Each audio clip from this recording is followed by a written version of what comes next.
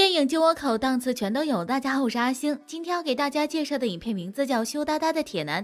在一个被女人们统治的神奇国度里，女人在家里面的地位是极高的。男人们不仅要遵从三从四德，不能与女人顶嘴，而且还不能上桌吃饭。除了这些以外，男人还必须要在25岁之前脱离单身，否则就会被判定为直男，会被强制抓去直男改造中心进行改造。针对这些现象，大多数男人都是反抗的。就比如我们今天要说的男主李铁男。他极其看不惯这些规矩，也不愿意遵从。可惜啊，胳膊终究拧不过大腿。很快，他们三人就被抓去了直男改造中心。在这里，三人目睹了许多残忍的酷刑。这些不服管的男人被不断电击和鞭打，他们被要求从着装到体态，再到说话，都必须要做到像娘炮一般。不仅如此，他们还要进行各种学习，学习女人的心思，学习自拍，学习 P 图，这一切都只是为了哄女人高兴。然而，这些训练对于李铁男三人来说，简直是有辱男人的尊严。他们打算用手中的这个小铁勺挖地道，从这里逃出去。结果挖着挖着，他们竟然挖到了地牢里。还好这一切是被一个喜欢李铁男的女教练看到了，要换成其他人，他们必死无疑。女教练是一个对男人没有偏见的女人，她来到改造中心工作，纯粹是为了寻找自己的哥哥。在她很小的时候，她的哥哥因为喜欢上桌吃饭，所以被妈妈送到了这里改造，至今生死未卜。女教练没有告发男主的逃跑行为，但男主三人并未因此而收敛，他们又展开了一次新的逃跑计划。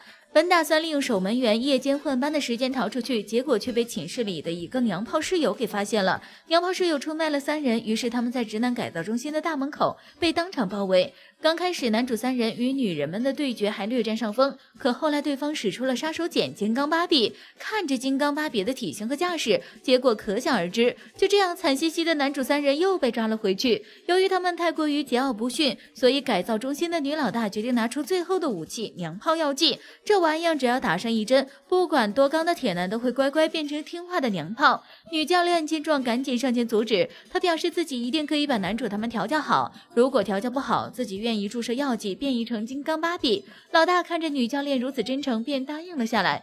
之后的日子就是女教练调教男主的时间了。在两人频频接触的过程中，男主对女教练产生了情愫。